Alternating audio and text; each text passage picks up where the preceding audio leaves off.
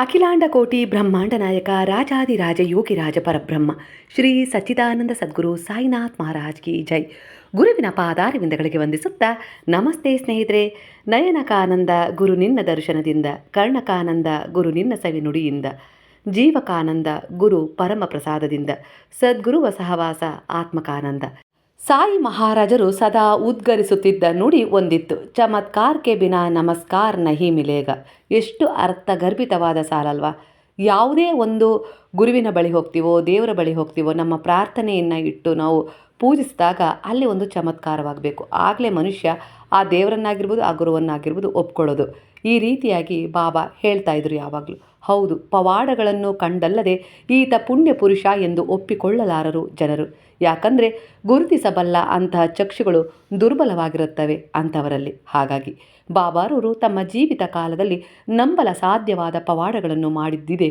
ಹಾಗೆಯೇ ತಾನೊಬ್ಬ ಸಾಮಾನ್ಯರಲ್ಲಿ ಸಾಮಾನ್ಯ, ನನ್ನದೆಂಬುದೇನಿಲ್ಲ ಎಲ್ಲ ಅವನಿಚ್ಛೆ ಎಂದು ಸಾರಿ ಹೇಳಿದ್ದೂ ಇದೆ. ದೇವ ಪುರುಷರ ಪವಾಡಗಳನ್ನು ಇಂದ್ರಜಾಲ ಎಂದು ಅಣಕಿಸುತ್ತ ಸಂಶಯಾತ್ಮಕರಾಗಿ ಇಹದಲ್ಲೂ ಪರದಲ್ಲೂ ಸಲ್ಲದೆ ಹೋದವರು ಅನೇಕರಾದರೆ, ಸತ್ಪುರುಷರ ಪವಾಡಗಳಿಂದ ದೊರೆತ ದಿವ್ಯಾನುಭವಗಳನ್ನು ಅನುಭವಿಸಿ ಈತ ಭಗವಂತನ ಅವತಾರ ಎಂಬುದನ್ನು ಮನಗಂಡು ಅವರ ಪಾದ ಸೇವೆಯಿಂದ ಪುನೀತರಾದವರು, ಜೀವನದಲ್ಲಿ ಏಳಿಗೆಯನ್ನು ಪಡೆದುಕೊಂಡವರು ಅನೇಕ ಸುದೈವಿಗಳು ಇದ್ದಾರೆ. ವಾಸ್ತವವಾಗಿ ಹೇಳಬೇಕು ಅಂದರೆ ಸಂತರ ಅವತಾರ ಕಾರ್ಯದ ಉದ್ದೇಶವೇ ತನ್ನ ಶಿಷ್ಯರನ್ನ ತನ್ನಂತೆ ಒಬ್ಬ ಗುರುವಿನ ಸಮರ್ಥತೆಯನ್ನು ಕೊಡಬೇಕು, ಅಂದರೆ ಲೋಕೋದ್ಧಾರಕ್ಕೆ ಅವರು ಕಾರಣವಾಗಬೇಕು ಅನ್ನೋ ರೀತಿಯಲ್ಲಿ ಅವರ ಉದ್ದೇಶ ಇರುತ್ತೆ. ಶ್ರೀಕೃಷ್ಣ ಕೂಡ ಭಗವದ್ಗೀತೆಯಲ್ಲಿ ಅತ್ಯಂತ ಸ್ಪಷ್ಟವಾಗಿ ಹೇಳಿದ್ದಾರೆ, ನನ್ನ ಅವತಾರಗಳಿಗೆ ಇತಿಮಿತಿ ಅನ್ನೋದಿಲ್ಲ.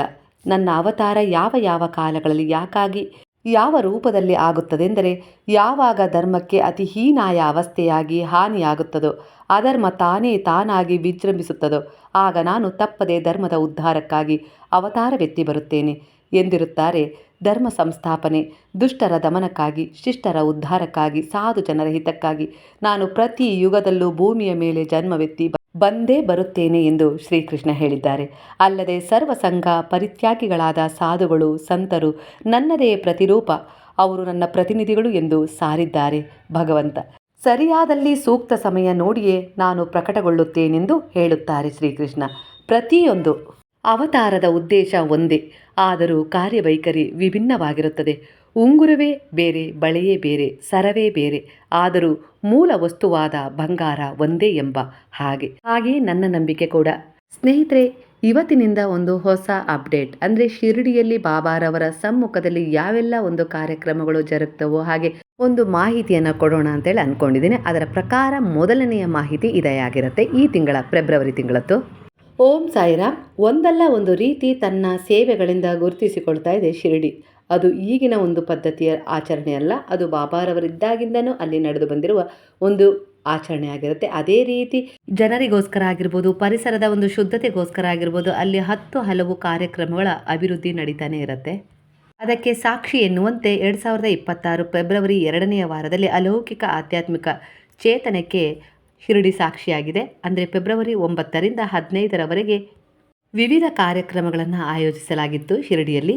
ಇದು ಕೇವಲ ಭಕ್ತಿಯ ಪರಾಕಾಷ್ಠೆ ಅಷ್ಟೇ ಅಲ್ಲ, ಅದರ ವಿನಃ ಮಾನವೀಯ ಸೇವಾ ಹಾಗೂ ಸ್ವಾಸ್ಥ್ಯದ ಜಾಗರೂಕತೆಯನ್ನು ಸಹ ಮೂಡಿಸಿದೆ. ಹಾಗೆ ಪ್ರಾಚೀನ ಪರಂಪರೆಯ ಕೆಲವು ಉದಾಹರಣೆಗಳನ್ನು ಜೀವಂತಗೊಳಿಸಿದೆ. 2026 ಫೆಬ್ರವರಿ 10ನೇ ತಾರೀಕು ಶಿರಡಿಯಲ್ಲಿ ಸ್ವಾಸ್ಥ್ಯ ಹಾಗೂ ಶಾಂತಿಯ ಸಂದೇಶ ನೀಡಿದೆ. ದ್ವಾರಾವತಿ ಭಕ್ತ ನಿವಾಸ ಹಾಗೂ ಹರಿತ್ ಪ್ರಾಂಗಣದಲ್ಲಿ ಯೋಗ ಮಹೋತ್ಸವವನ್ನು ಶುಭಾರಂಭ ಮಾಡಿದೆ. ಸಾಯಿಬಾಬಾ ಸಂಸ್ಥಾನ ಹಾಗೆ ದೆಹಲಿಯ ಒಂದು ಸಂಸ್ಥೆ ಪ್ರಕೃತಿಯ ಶುದ್ಧತೆಯೇ ನಮಗೆಲ್ಲ ಒಂದು ಉತ್ತಮ ಆರೋಗ್ಯ ಅನ್ನೋದನ್ನು ಸಾರಲಿಕ್ಕೆ ಹೊರಟಿದೆ. ಈ ಆಧುನಿಕ ಜಗತ್ತಿನ ಒತ್ತಡದ ಒಡನಾಟದ ಮಧ್ಯೆಯೂ ಯೋಗ ನಿಮಗೆಲ್ಲ ಒಂದು ಅನಿವಾರ್ಯವಾಗಿ ಔಷಧವಾಗಿದೆ ಅನ್ನೋ ರೀತಿಯಲ್ಲಿ ತಿಳಿಸಿದ್ದಾರೆ. ಇದನ್ನ ಬಾಬಾ ನಮಗೆ ಸಾವಿರಾರು ವರ್ಷಗಳ ಹಿಂದೆಯೇ ತಿಳಿಸಿದ್ರು. ಬಾಬಾ ಲೇಂಡಿ ಭಾಗದಲ್ಲಿ ಗಂಟೆಗಟ್ಟಲೆ ಕುಳಿತು ಯೋಗ ಹಾಗೆ ಧ್ಯಾನ ಮಾಡ್ತಾ ಇದ್ರು, ಹಾಗೆ ಗಿಡಗಳನ್ನು ನೆಡ್ತಾ ಇದ್ರು, ಆ ಗಿಡಗಳಿಗೆ ನೀರು ಉಣಿಸ್ತಾ ಇದ್ರು, ಆ ಪ್ರಕೃತಿಯ ಮಡಿಲಲ್ಲಿ ಮೌನದ ಸಾಧನೆ ಮಾಡ್ತಾ ಇದ್ರು. ಅದೇ ಉದ್ದೇಶವನ್ನು ಆಧಾರವಾಗಿ ಇಟ್ಕೊಂಡೇ ರೋಗ ಮುಕ್ತ, ಒತ್ತಡ ಮುಕ್ತ ಜೀವನ ಶೈಲಿಯ ಕಡೆ ಕರೆದೊಯ್ಯುವ ಪ್ರಯಾಸ ಮಾಡ್ತಾ ಇದೆ ಶಿರಡಿಯ ಸಂಸ್ಥಾನ. ಹಾಗೆ ಇನ್ನೊಂದು ವಿಚಾರ, ಶಿರಡಿಯಲ್ಲಿ ದಾನದ ಪರಂಪರೆ ಬಾಬಾ ಇದ್ದಾಗಿಂದಲೂ ಇದೆ. ಬಾಬಾರವರಿಂದ ಕೆಲವು ಕಾಣಿಕೆಯನ್ನು ಸ್ವೀಕಾರ ಮಾಡಿಕೊಂಡು ಅದನ್ನು ಮನೆಯಲ್ಲಿಟ್ಟು ಪೂಜಿಸೋದಾಗಿರ್ಬೋದು, ಇಲ್ಲ ಬಾಬಾರವರು ತನ್ನ ಭಕ್ತರ ಕಷ್ಟವನ್ನು ಅರಿತು ಅವರೇ ಕಾಣಿಕೆಯನ್ನು ಅವರಿಗೆ ಕೊಡೋದಾಗಿರ್ಬೋದು, ದಕ್ಷಿಣೆಯ ರೂಪದಲ್ಲಿ ಮಾಡ್ತಾಯಿದ್ರು. ಹಾಗೆ ಬಾಬಾ ಯಾವ ಉಡುಗೊರೆ ಯಾವ ಕಾಣಿಕೆಯನ್ನು ನಿರೀಕ್ಷೆ ಮಾಡದಿದ್ರೂ ಕೂಡ ಬಾಬಾರವರ ಶರಣದಲ್ಲಿ ಬಂದು ಅವರಿಂದ ಒಳಿತನ್ನು ಕಂಡು ತಮ್ಮ ಇಚ್ಛೆಗಳನ್ನು ಈಡೇರಿಸಿಕೊಂಡ ಜನರು ಪ್ರೀತಿಯಿಂದ ಕೃತಜ್ಞತಾ ಭಾವದಿಂದ ಬಾಬಾರವರಿಗೆ ಕಾಣಿಕೆಯನ್ನು ಉಡುಗೊರೆಯನ್ನು ನೀಡ್ತಾ ಇದ್ರು. ಅದೇ ರೀತಿ ಪರಂಪರೆ ಈಗಲೂ ಕೂಡ ಇದೆ. ಬಾಬಾರವರಿಂದ ಒಳಿತನ್ನು ಕಂಡ ಜನರು ಈಗಲೂ ಕೂಡ ಅವರ ಸನ್ನಿಧಾನಕ್ಕೆ ಉಡುಗೊರೆಯನ್ನು ಅರ್ಪಿಸ್ತಾನೆ ಇದ್ದಾರೆ. ಅಲ್ಲಿಗೆ ಅರ್ಥ ಮಾಡ್ಕೊಳ್ಳಿ, ಬಾಬಾರವರು ಒಂದು ಮಾತನ್ನು ಕೊಟ್ಟಿದ್ದರು. 11 ವಚನಗಳಲ್ಲಿ ಇದು ಕೂಡ ಒಂದು ವಚನವಾಗಿದೆ. ನಾನು ಇಲ್ಲಿ ಜೀವಂತವಾಗಿದ್ದೀನಿ, ನನ್ನ ಸಮಾಧಿ ನಿಮ್ಮ ಜೊತೆ ಮಾತನಾಡುತ್ತೆ, ನನ್ನ ಎಲುಬುಗಳೇ ನಿಮ್ಮ ಎಲ್ಲ ರೀತಿಯ ಪ್ರಶ್ನೆಗಳಿಗೆ ಉತ್ತರ ಕೊಡುತ್ತೆ, ನಿಮ್ಮ ಸಮಸ್ಯೆಗಳನ್ನು ಬಗೆಹರಿಸುತ್ತೆ. ತಿಳಿದೇನೋ ಯಾವುದಾದ್ರೂ ರೀತಿಯಲ್ಲಿ ನಿಮ್ಮಿಂದ ಒಂದು ಪಾಪವಾಗಿತ್ತು ಅನ್ನೋದಾದರೆ ಖಂಡಿತವಾಗಿಯೂ ಆ ಪಾಪವನ್ನು ಹೊತ್ತು ನನ್ನ ಬಳಿ ಬಂದು ಕ್ಷಮಿಸಿ ಎನ್ನುವ ದೃಢ ವಿಶ್ವಾಸದಿಂದ ನೀವು ನನ್ನ ಪಾದಗಳಲ್ಲಿ ಶರಣಾದರೆ ಆ ಪಾಪವನ್ನು ನಾನು ಭರಿಸ್ತೀನಿ, ಮತ್ತೊಂದು ಮಗದೊಂದು ಅವಕಾಶ ಕೊಟ್ಟು ನಿಮ್ಮನ್ನು ಹರಿಸ್ತೀನಿ ಅಂತೇಳಿ ಬಾಬಾರವರು ಮಾತು ಕೊಟ್ಟಿದ್ದಾರೆ. ಅದೇ ಪ್ರಕಾರ ಇಂದಿಗೂ ಕೂಡ ಅವರ ಮಾತುಗಳಲ್ಲಿ ಅವರು ಸಚೇತವಾಗಿದ್ದಾರೆ. ಅದಕ್ಕೆ ಸಾಕ್ಷಿ ನಾವು ನೀವೆಲ್ಲರೂ ಅವರನ್ನು ಅನುಸರಿಸೋದೆ. ಹಾಗೆ ಕೋಟಿಗಟ್ಟಲೆ ಭಕ್ತರು ಅವರನ್ನು ಕಾಣಲಿಕ್ಕೆ ಬರ್ತಾ ಇರೋದೇ ಅದಕ್ಕೆ ಉದಾಹರಣೆಯಾಗಿದೆ. ಸ್ನೇಹಿತರೆ, 2026 11ನೇ ತಾರೀಕು ಅಂದರೆ ಫೆಬ್ರವರಿ ತಿಂಗಳಲ್ಲಿ ಸುವರ್ಣ ದೀಪವನ್ನು ನೀಡಿದ್ದಾರೆ ದೆಹಲಿಯ ಸಂತೋಷ್ ನಾರ್ವೇಕರ್ ಕುಟುಂಬದವರು. 11 ಲಕ್ಷ ಮೌಲ್ಯದ ಈ ದೀಪಗಳು ಇಲ್ಲಿ ನೀವು ಸ್ಕ್ರೀನ್ ಮೇಲೆ ನೋಡ್ತಾ ಇರ್ಬೋದು. ಎಷ್ಟು ಚೆಂದ ಇದ್ದಾವಲ್ವ. ಬಾಬಾರವರ ಒಂದು ಸನ್ನಿಧಾನವನ್ನು ಬೆಳಗಲಿ ಅನ್ನೋದು ಅವರ ಉದ್ದೇಶ. ಅಂದರೆ ಬಾಬಾರವರು ಅವರ ಜೀವನವನ್ನು ಅವರ ಒಂದು ಇಚ್ಛೆಗಳನ್ನು ಬೆಳೆಸಿದ್ದಾರೆ. ಅದಕ್ಕೆ ಪ್ರತಿಯಾಗಿ ಅವರು ದೀಪಗಳನ್ನು ಇಲ್ಲಿ ಉಡುಗೊರೆಯಾಗಿ ಕೊಟ್ಟಿದ್ದಾರೆ, ಅವರವರ ನಂಬಿಕೆಗೆ ಅನುಸಾರವಾಗಿ. ಹಾಗೆ ಇದೇ ವರ್ಷ 2026 14ನೇ ತಾರೀಕು ಫೆಬ್ರವರಿ ತಿಂಗಳಲ್ಲಿ ಧನ್ರಾಜ್ ಮುಂಡೇಜಿಯವರು ಬಾಬಾರವರಿಗೆ ಸ್ವರ್ಣಹಾರವನ್ನು ನೀಡಿದ್ದಾರೆ, 8 ಲಕ್ಷ ಮೌಲ್ಯದ್ದು. ಸ್ಕ್ರೀನ್ ಮೇಲೆ ಅವರ ಫ್ಯಾಮಿಲಿಯನ್ನು ನೀವು ನೋಡ್ಬೋದು. ಹಾಗೆ ಇದೇ ವರ್ಷದ ಫೆಬ್ರವರಿ ತಿಂಗಳು ಅಂದರೆ 11ನೇ ತಾರೀಕು ಬೆಂಗಳೂರಿನ ಭಕ್ತೆ ಸುಮಂತ್ ರೆಡ್ಡಿಯವರು ಶಿರಡಿ ಸಂಸ್ಥಾನ ಕೆಲವೊಂದು ಸ್ಕೂಲ್ಗಳನ್ನು ನಡೆಸುತ್ತೆ. ಆ ಸ್ಕೂಲಿಗೆ ಒಂದು ಸ್ಕೂಲ್ ಬಸ್ಸನ್ನು ನೀಡಿದ್ದಾರೆ. ಅದನ್ನು ಕೂಡ ಇಲ್ಲಿ ನೀವು ಸ್ಕ್ರೀನ್ ಮೇಲೆ ನೋಡ್ಬೋದು. ಹಾಗೆ ಇದೇ ಫೆಬ್ರವರಿ 13ನೇ ತಾರೀಕು ಬಾಲಿವುಡ್ನ ಕೋರಿಯೋಗ್ರಾಫರ್ ರೆಮೋ ಡಿಸೋಜಾ ಅವರು ಕೂಡ ಅವರ ಪತ್ನಿಯೊಂದಿಗೆ ಬಾಬಾರವರ ದರ್ಶನ ಪಡೆದು ಪುನೀತರಾಗಿದ್ದಾರೆ. ಹಾಗೆ ಫೆಬ್ರವರಿ 15ನೇ ತಾರೀಕು ಮಹಾಶಿವರಾತ್ರಿಯ ದಿನ ಇಲ್ಲಿ ಜನ ಸಾಗರವೇ ಸೇರಿತ್ತು. ಯಾಕಂದರೆ ಬಾಬಾರವರು ಹಾಗೆ ಈಶ್ವರನಲ್ಲಿ ಯಾವುದೇ ರೀತಿ ಭೇದ ಇಲ್ಲ ಅವರ ಭಕ್ತರಿಗೆ. ಹಾಗಾಗಿ ಶಿರಡಿ ಪರಿಕ್ರಮ ಅಂದರೆ ಶಿರಡಿಯನ್ನು ಒಂದು ಸುತ್ತುವ ಮೂಲಕ ಒಂದು ಪರಿಕ್ರಮಾ ಸೇವೆ ಅಂತ ಹೇಳಿ ಶಿರಡಿ ಸಾಯಿಬಾಬಾ ಭಕ್ತರು ಮಾಡ್ತಾರೆ. ಅದು ಅಂದಿಗೂ ಆಚರಣೆ ಇತ್ತು, ಇಂದಿಗೂ ಕೂಡ ಅದು ನಡೀತಾ ಹೋಗಿದೆ. ಅಂದರೆ ಬಾಬಾರವರನ್ನು ಒಂದು ಪರಿಕ್ರಮಣ ಮಾಡೋದು ಅಂದರೆ ಅವರ ಶಕ್ತಿಯನ್ನು, ಅವರ ಚಮತ್ಕಾರಗಳನ್ನು, ಅವರ ಲೀಲೆಗಳನ್ನು ಕೊಂಡಾಡೋದು, ಅನುಭವಕ್ಕೆ ತಗೊಳ್ಳೋದು, ಈ ರೀತಿಯಾಗಿ ಅಲ್ಲಿ ಈ ಸೇವೆ ಯಾವಾಗಲೂ ನಡೆಯುತ್ತೆ. ಒಟ್ಟಾರೆಯಾಗಿ ಇಲ್ಲಿ ಇಂಥ ಆಚರಣೆ ನಡೆಯೋದಿಲ್ಲ ಅಂತ ಏನಿಲ್ಲ. ಪ್ರತಿಯೊಂದು ಆಚರಣೆಗಳು ಇಲ್ಲಿ ನಡೀತವೆ. ಎಲ್ಲ ಹಬ್ಬದ ಆಚರಣೆಯನ್ನು ಇಲ್ಲಿ ಗೌರವಿಸಿ ಆ ಆಚರಣೆಯನ್ನು ಮಾಡಲಾಗುತ್ತೆ. ಅಂದು ಕೂಡ ಬಾಬಾರವರು ಇದ್ದಾಗಲೂ ಕೂಡ ಈ ಆಚರಣೆ ನಡೆಯುತ್ತಿತ್ತು. ಈಗಲೂ ಕೂಡ ಅದೇ ಒಂದು ಪರಂಪರೆಯನ್ನು ಶಿರಡಿ ಸಂಸ್ಥಾನ ಮುಂದುವರಿಸ್ಕೊಂಡು ಬಂದಿದೆ. ಹಾಗಾಗಿ ಇಲ್ಲಿ ಪ್ರತಿಯೊಂದು ಹಬ್ಬವನ್ನು ಗೌರವಿಸಿ ಅದರ ಆಚರಣೆಯನ್ನು ಮಾಡ್ತಾರೆ. ಯಾವುದೇ ಜಾತಿ ಮತ ಧರ್ಮದ ಭೇದವಿಲ್ಲ. ಅವ್ರು ದೊಡ್ಡವರು, ಅವ್ರು ಶ್ರೀಮಂತರು, ಇವರು ಬಡವರು ಅನ್ನೋದು ತಾರತಮ್ಯ ಇಲ್ಲದೆ ಎಲ್ಲರೂ ಸರಿಸಮಾನವಾಗಿ ಇಲ್ಲಿ ಶಿರಡಿಯಲ್ಲಿ ಸೇರಿ ಬಾಬಾರವರ ಸೇವೆಯನ್ನು ಮಾಡುವ ಅವಕಾಶ ಇಲ್ಲಿ ಪ್ರತಿಯೊಬ್ಬರಿಗೂ ಸಿಗುತ್ತೆ ಸಮಾನವಾಗಿ. 2025ರಲ್ಲಿ ಮಾಲಾಶ್ರೀ ಕೂಡ ಅಂದರೆ ಕನ್ನಡ ಚಲನಚಿತ್ರ ನಟಿ ಮಾಲಾಶ್ರೀ ಅವರು ಕೂಡ ತಮ್ಮ ಮಕ್ಕಳು ಹಾಗೆ ಪರಿವಾರದೊಂದಿಗೆ ಬಂದು ಇಲ್ಲಿ ಬಾಬಾರವರಿಗೆ ಸೇವೆ ಸಲ್ಲಿಸಿ ಅವರು ಬಾಬಾರವರನ್ನು ತುಂಬ ನಂಬ್ತಾರಂತೆ. ಹಾಗೆ ಅವರು ಕೂಡ ಒಂದು ಚಿನ್ನದ ನೆಕ್ಲೆಸನ್ನು ಬಾಬಾರವರಿಗೆ ದಾನವಾಗಿ ಕೊಟ್ಟಿದ್ದರು. ಅದನ್ನು ಕೂಡ ನೀವು ಕೇಳಿರ್ಬೋದು, ಹಾಗೆ ನ್ಯೂಸ್ಗಳಲ್ಲಿ ನೋಡಿರ್ಬೋದು ಅಲ್ವಾ. ಒಟ್ಟಾರೆಯಾಗಿ ಉಡುಗೊರೆ ಹೇಗಿರುತ್ತೆ ಏನಿರುತ್ತೆ ಅದು ಮುಖ್ಯ ಅಲ್ಲ. ಅವರವರ ಸಮರ್ಪಣಾ ಭಾವ, ಶರಣಾಗತಿಯ ಭಾವಕ್ಕೆ ತಕ್ಕ ಹಾಗೆ, ಅವರ ಯೋಗ್ಯತೆಗೆ ತಕ್ಕ ಹಾಗೆ ಇಲ್ಲಿ ಬಾಬಾರವರಿಗೆ ಕಾಣಿಕೆ ದಿನನಿತ್ಯ ತನ್ನ ಭಕ್ತರು ನೀಡ್ತಾರೆ. ಬಿಲ್ವ ಪತ್ರೆಯನ್ನು ನೀಡುವ ಭಕ್ತರು ಇದ್ದಾರೆ, ತುಳಸಿ ದಳವನ್ನು ನೀಡುವ ಭಕ್ತರು ಇದ್ದಾರೆ, ಗುಲಾಬಿ ಹೂವನ್ನು ನೀಡುವ ಭಕ್ತರು ಇದ್ದಾರೆ. ನನ್ನಿಂದ ಏನೂ ಸಾಧ್ಯ ಇಲ್ಲ, ನಮಸ್ಕಾರವೇ ನಿನಗೆ ನನ್ನ ಒಂದು ಉಡುಗೊರೆ ಅನ್ನೋ ರೀತಿ ಪರಿಪೂರ್ಣವಾಗಿ ಶ್ರದ್ಧೆಯಿಂದ ನಮಸ್ಕಾರ ಮಾಡುವ ಭಕ್ತರು ಇದ್ದಾರೆ. ಇದ್ದಂಥವರು ಅಂದರೆ ಬಾಬಾರವರಿಂದ ಒಳಿತನ್ನು ಕಂಡವರು ಅದಕ್ಕೆ ಪ್ರತಿಯಾಗಿ ಉಡುಗೊರೆಯನ್ನು ತಂದು ಕೊಡೋರು ಇದ್ದಾರೆ. ಅಂದರೆ ಈಗ 50 ಲಕ್ಷದ ಒಂದು ನೆಕ್ಲೆಸ್ ಕೊಡ್ತಾರೆ, 1 ಕೋಟಿ ದಾನ ಮಾಡ್ತಾರೆ ಅಂದರೆ ಬಾಬಾರವರ ಮೇಲೆ ನಂಬಿಕೆ ಇಟ್ಟು ಅವರು ಯಾವುದೋ ಒಂದು ವ್ಯವಹಾರ ಮಾಡಿದರು. ಅವರು 1 ಕೋಟಿ ದಾನವನ್ನು ಕೊಡ್ತಾ ಇದ್ದಾರೆ ಬಾಬಾರವರಿಗೆ ಇಲ್ಲಿ ಬಂದು ಅಂದರೆ ಅದಕ್ಕೆ ಎಷ್ಟು ಕೋಟಿ ಲಾಭವನ್ನು ಬಾಬಾ ಮಾಡಿಕೊಟ್ಟಿರ್ತಾರೆ ನಾವು ಯೋಚಿಸ್ಬೇಕಲ್ವಾ. ಆರೋಗ್ಯ ಕೊಟ್ಟಿರ್ತಾರೆ, ಹಾಗೆ ಸಂತಾನ ಕೊಟ್ಟಿರ್ತಾರೆ, ಮದುವೆ ಯೋಗ ಆಗಿರ್ಬೋದು, ಕೆಲಸದಲ್ಲಿ ಉದ್ಧಾರ, ಉನ್ನತಿ, ಹೀಗೆ 10 ಹಲವು ಆಶೀರ್ವಾದಗಳನ್ನು ಬಾಬಾ ಕರುಣಿಸಿ ಅವರನ್ನು ಹರಿಸಿರ್ತಾರೆ. ಒಟ್ಟಾರೆಯಾಗಿ ಗುರುವಿನ ಶರಣದಲ್ಲಿ ಅವರ ಜೀವನ ಒಂದು ಬೆಳಕನ್ನು ಕಂಡಿರುತ್ತೆ, ಕತ್ತಲೆಯನ್ನು ನಿವಾರಣೆ ಮಾಡಿಕೊಂಡಿರುತ್ತೆ. ಅದಕ್ಕೆ ಪ್ರತಿಯಾಗಿ ಇಲ್ಲಿ ದಿನನಿತ್ಯ ಇದೇ ರೀತಿ ಸೇವೆಗಳು ನಡೀತಾನೆ ಇರ್ತವೆ. ಅದು ಹೇಳಲಿಕ್ಕೆ ಆಗೋದಿಲ್ಲ. ಇಲ್ಲಿ ಕೆಲವೊಂದು ಗುರುತಿಸಿದ್ದೀನಿ ಅಷ್ಟೇ, ಅಷ್ಟು ಬಿಟ್ಟರೆ ಇನ್ನು ದಿನನಿತ್ಯ ಅನೇಕ ರೀತಿಯ ಸೇವೆಗಳು ನಡೀತಾನೆ ಇರ್ತವೆ. ಹಾಗೆ ಪ್ರತಿ ತಿಂಗಳ 15 ದಿನಗಳಿಗೊಮ್ಮೆ ಬರುವ ಏಕಾದಶಿಯಂದು ಇಲ್ಲಿ ಯಾವಾಗಲೂ ಉಪವಾಸ ಇರುವ ಭಕ್ತರಿಗೋಸ್ಕರ ಶಿರಡಿಯಲ್ಲಿ ಒಂದು ಸಾಬುದಾನ ಕಿಚಡಿ ಅಂದರೆ ಶಾಬಕಿಯ ಕಿಚಡಿಯನ್ನು ಮಾಡಿ ಭಕ್ತರಿಗೆ ವಿತರಿಸಲಾಗುತ್ತೆ. ಈ ಪದ್ಧತಿ ಆ ಬಾಬಾರವರು ಇದ್ದಾಗಿಂದಲೂ ಇದೆ. ಅಂದರೆ ಏಕಾದಶಿ ಆಚರಣೆ ಕೂಡ ಇಲ್ಲಿ ಕ್ರಮಬದ್ಧವಾಗಿ ಭಕ್ತಿ ಶ್ರದ್ಧೆಯಿಂದ ಮಾಡಲಾಗುತ್ತೆ.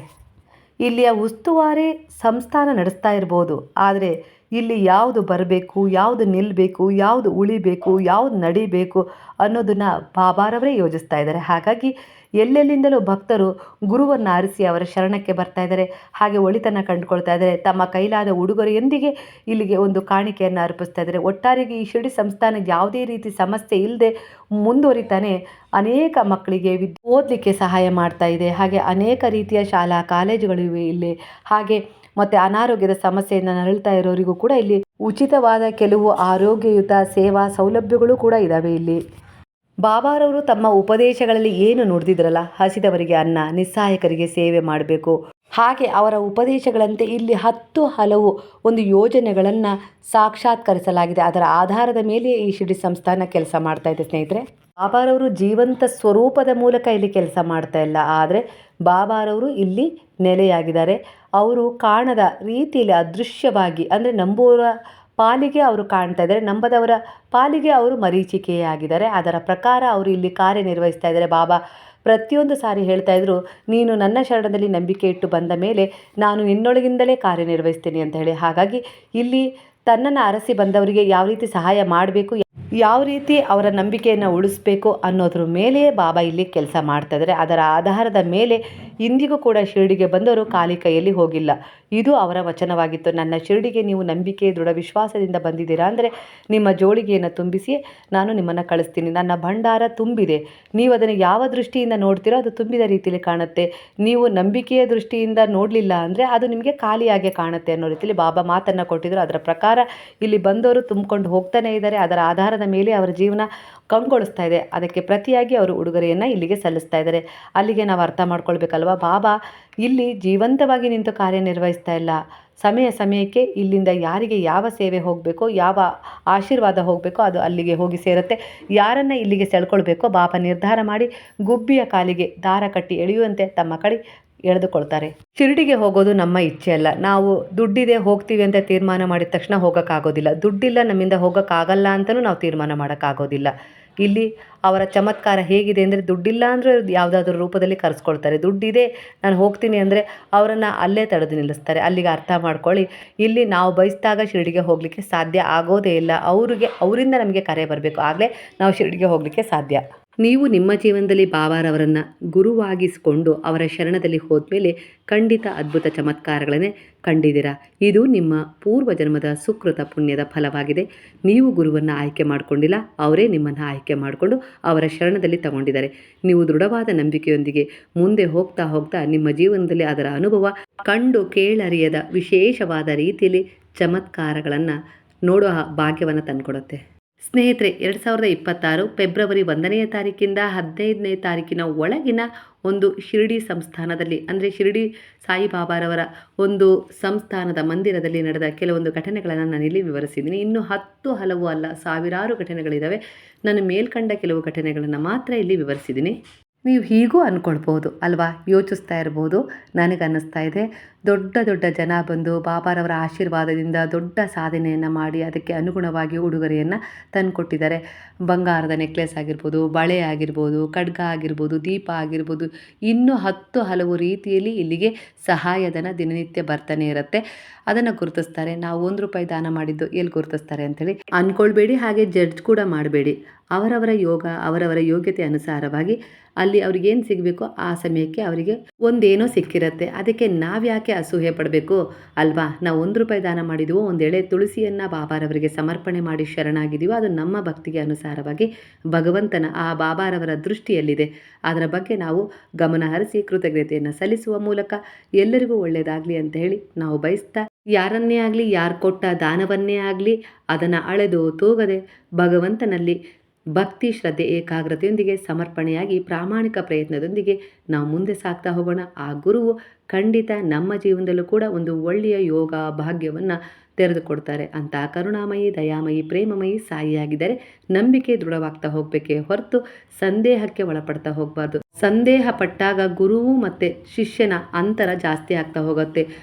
ನೀವೇನೇ ಕೊಟ್ಟರೂ ಅದು ನಮಗೆ ಒಳ್ಳೆಯದಕ್ಕೆ ಕೊಡ್ತಾ ಇದ್ದೀರಿ ಅನ್ನೋ ರೀತಿಯಲ್ಲಿ ಕೃತಜ್ಞತಾ ಭಾವದಿಂದ ನಾವು ಅವರಲ್ಲಿ ದೃಢವಾದ ನಂಬಿಕೆಯೊಂದಿಗೆ ಶರಣಾಗ್ತಾ ಹೋದಾಗ ನಮ್ಮ ಮತ್ತು ಅವರ ಸಂಬಂಧ ಅವಿನಾಭಾವವಾಗಿ ಹತ್ತಿರವಾಗ್ತಾ ಹೋಗುತ್ತೆ. ನಾವು ಯಾವುದು ಬೇಕು ಅಂತೇಳಿ ಇಲ್ಲಿ ನಾವೇ ನಿರ್ಧಾರ ತಗೊಳ್ಳೋಣ. ಅಲ್ಲಿಯವರೆಗೂ ನಮಸ್ತೆ. ಮತ್ತೆ ಇಂಥದ್ದೇ ಕೆಲವೊಂದು ಅಪ್ಡೇಟ್ಗಳನ್ನು ಕೊಡ್ತಾ ಹೋಗ್ತೀನಿ ಸ್ನೇಹಿತರೆ. ಅಲ್ಲಿವರೆಗೂ ನಮಸ್ತೆ. ವಿಚಾರ ನಿಮಗೆ ಇಷ್ಟ ಆಗಿದೆ ಅಂತೇಳಿ ಅಂದ್ಕೊಳ್ತೀನಿ. ಇಷ್ಟ ಆದರೆ ಸಾಯಿರಾಮ್ ಅಂತೇಳಿ ಕಮೆಂಟ್ ಮಾಡೋದನ್ನು ಮರಿಬೇಡಿ. ಹಾಗಾದರೆ ಎಲ್ಲರೂ ಸೇರಿ ಹೇಳೋಣವಾ? ಹರೇ ರಾಮ ರಾಮ ರಾಮ ಹರೇ ಹರೇ, ಹರೇ ಕೃಷ್ಣ ಕೃಷ್ಣ ಕೃಷ್ಣ ಹರೇ ಹರೇ, ಹರೇ ಸಾಯಿ ಸಾಯಿ ಸಾಯಿ ಹರೇ ಹರೇ, ಹರೇ ಬಾಬಾ ಬಾಬಾ ಬಾಬಾ ಹರೇ ಹರೇ, ಹರೇ ದತ್ತ ದತ್ತ ದತ್ತ ಹರೇ ಹರೇ.